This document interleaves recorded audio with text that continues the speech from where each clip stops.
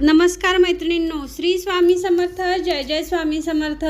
श्री स्वामी समर्थ महाराजांच्या पुण्यतिथीनिमित्त गुरुचरित्र पारायण 30 एप्रिल ते 6 मे या दिवसात गुरुचरित्र पारायण कसे करावे व याबद्दल काय नियम आहेत याबद्दल आज आपण माहिती पाहणार आहोत. मैत्रिणींनो, मनातील भीती दूर करा व आयुष्यात एकदा तरी गुरुचरित्र पारायण करा.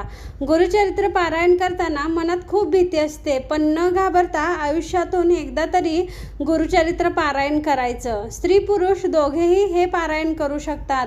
तर गुरुचरित्र पारायण करायचं तर कसं वाचायचं, त्याचे नियम काय आहेत, जेवणाचे व इतर काही नियम आहेत याबद्दल आपण आज पूर्ण माहिती पाहणार आहोत. तर मैत्रिणींनो, चॅनलवर जर नवीन असाल तर व्हिडिओला लाईक आणि शेअर करा आणि चॅनलला सबस्क्राईब करा. खूप वेळा काही जण गुरुचरित्र पारायण करतात, पण काही छोटे छोटे नियम असतात त्याचे पालनच करत नाहीत. अनेक जण म्हणतात की आम्ही गुरुचरित्र पारायण बऱ्याच वेळा केले आहे, पण आम्हाला काही फळच भेटत नाही. गुरुचरित्र पारायण चालू करण्याच्या आधी अगर चालू करताना किंवा संपल्यावर आपण काही नियमांचे पालन करायचे असते, ते पालनच करत नाही, त्यामुळे आपल्याला योग्य फळ भेटत नाही. तर चला पाहूया आपण गुरुचरित्र पारायण कसं आणि कधी करायचं. तर पारायण चालू करण्याच्या आदल्या दिवशी आपण आपल्याला भेटतील तेवढ्या गायी, किमान 3-4 गायींना आणि 2 श्वान म्हणजेच कुत्र्यांना आपण पोळी चपाती द्यायची आहे. जर आपल्याला गाय भेटली नाही तर आपण त्यांच्या नावाने बाजूला काढून ठेवायचं आहे. जी पोथी आपण वाचणार आहोत त्या पोथीचं पहिलं पूजन करायचं आहे. जिथे आपल्याला गुरुचरित्र वाचायला बसायचं आहे ती जागा अगदी स्वच्छ करून घ्यायची आहे आणि त्याच जागेवर आपण 7 दिवस पारायण करायचं आहे. जागा अजिबात बदलायची नाही, पोथी ठेवलेल्या ठिकाणावरून उचलायची नाही.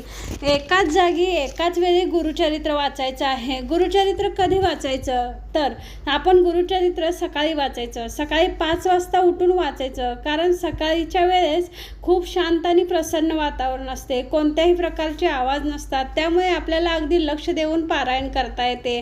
कोणत्याही प्रकारची अडचणी आपल्याला होत नाही. तर आता आपण पाहूया पूजा मांडणी कशी करायची. तर गुरुचरित्र वाचताना पूजा मांडणी म्हणजेच आपण दत्त महाराजांचा फोटो किंवा मूर्ती ठेवायची आणि त्यासमोर नारळ आणि खडीसाखर ठेवायची. महाराजांच्या मूर्तीला रोज अभिषेक करायचा नाही, फक्त फूल व्हायचं. जेव्हा आपण गुरुचरित्र वाचणार तेव्हा त्याआधी आपण संकल्प करायचा. संकल्प म्हणजे हातामध्ये पाणी घ्यायचं, गंध, अक्षता, फुलं आणि तुमचं नाव, गोत्र, तिथी, वार आणि नक्षत्र सांगायचं आणि आपल्या मनातील इच्छा, मनोकामना सांगायची आणि हे पाणी तामनात सोडायचं. मैत्रिणींनो, गुरुचरित्र हा अगदी परमपावन ग्रंथ आहे. गुरुचरित्र हा अनुभूती देणारा ग्रंथ आहे. गुरुचरित्र वाचण्या अगोदर आपल्याला श्री स्वामी समर्थ या षडाक्षरी मंत्राचा जप 1 माळ करायचा आहे आणि गायत्री मंत्राचा रोज जप करायचा आहे.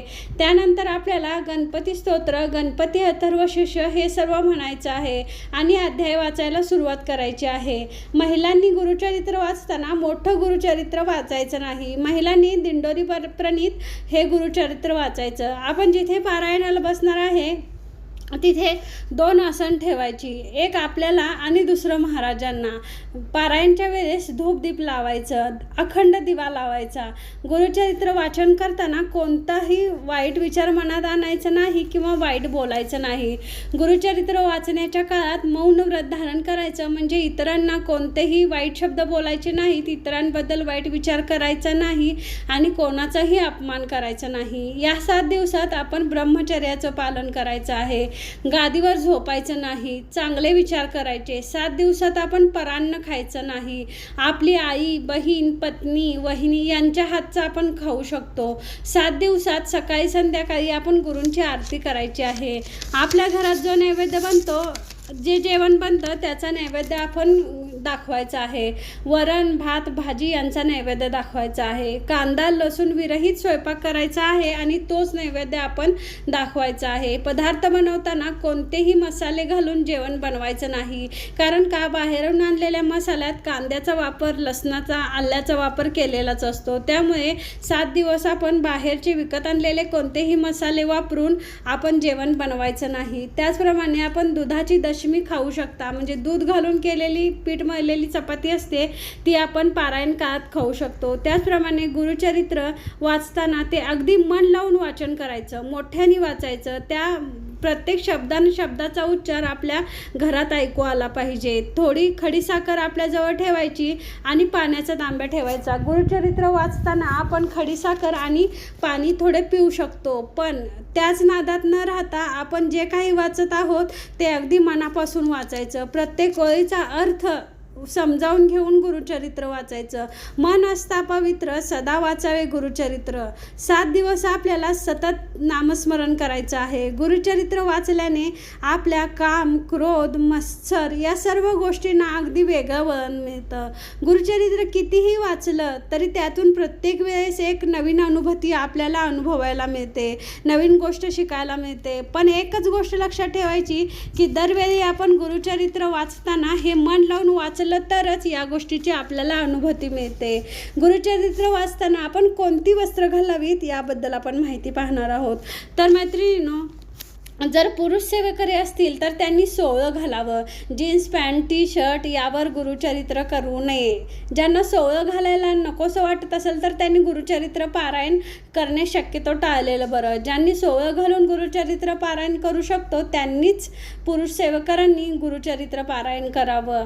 त्याचप्रमाणे महिला सेवकऱ्यांनी देखील साडी, बांगड्या, कपाळी टिकली लावूनच गुरुचरित्र वाचायचं. हा नियम मात्र गुरुचरित्र वाचताना अजिबात चुकवायचा नाही. हिंदू संस्कृतीप्रमाणेच कपडे घालून आपण गुरुचरित्राचं पारायण करायचं आहे. पण महिलांनी दिंडोरी प्रणीतच गुरुचरित्र पारायण वाचायचं आहे. मोठं गुरुचरित्र महिलांनी वाचायचं नाही. जे नियम आहेत ते पाळलेच पाहिजेत. 7 दिवस आपण काळे कपडे घालायचे नाहीत. 7 दिवस आपण रोज संध्याकाळी विष्णू सहस्रनामाचं वाचन करायचं आहे. म्हणजे 30 एप्रिल ते 6 मे पर्यंत आपण विष्णू सहस्रनाम वाचायचं आहे. कारण दिवसभरात आपल्याकडून काही चुका झालेल्या असतात. त्या चुका कमी होण्यासाठी किंवा त्या चुकांची माफी मागण्यासाठी आपण विष्णू सहस्रनामाचा जप करू शकतो. गुरुचरित्र वाचताना आपण तांब्याभर पाणी घेऊन त्यावर हात ठेवून गुरुचरित्र वाचलं तर हे गुरुचरित्राचं अभिमंत्रित पाणी आपण घरातील सर्वजण पिऊ शकतो. त्यामुळे आपल्याला वाचासिद्धी प्राप्त होते. जे काही वाचू ते मनात आपण इमेज म्हणजे त्या गोष्टींची एक गोष्ट आपल्या समोर चालली आहे तशी इमेज निर्माण करून त्याचा भाव निर्माण करून आपण गुरुचरित्र वाचायचं आहे. त्या गोष्टी आपल्या डोळ्यासमोर घडत आहेत असा भाव निर्माण करून गुरुचरित्राचं वाचन करायचं आहे. नुसतं आपण गडबडीने किंवा बोटं फिरून गुरुचरित्र पटकन संपवायचं नाही. अगदी मनापासून वाचायचं आहे. त्याचप्रमाणे जास्तीत जास्त नामस्मरण करायचं आहे. जेवढं आपण नामस्मरण करू तेवढं जास्त फळ आपल्याला लवकर भेटेल. आपण जर घरात गुरुचरित्र पारायण केलं तर घरातील वास्तुदोष नक्कीच निघून जातात. आपल्याला इतर कोणतेही उपाय करायची गरज नाही. पण ज्यांच्या घरी गुरुचरित्र पारायण करणे काही अडचणींमुळे जमत नसेल तर आपण हे गुरुचरित्र पारायण मंदिरात, मठात, केंद्रात करू शकतो. पारायण मोठ्याने वाचायचं, स्पष्ट समजून उमजून वाचायचं.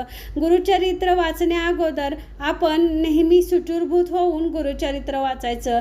त्याचप्रमाणे 12 ते 12:30 कोणतीही पारायण सेवा करायची नाही. कारण का यावेळेसच दत्त महाराजांच्या भिक्षेची वेळ असते. त्यामुळे आपण यावेळेस गुरुचरित्र पारायण करायचं नाही आणि या वेळेत आपण गुरूंना नैवेद्य दाखवू शकतो. इतर वेळी आपण पारायण केलं तरी चालू शकतं.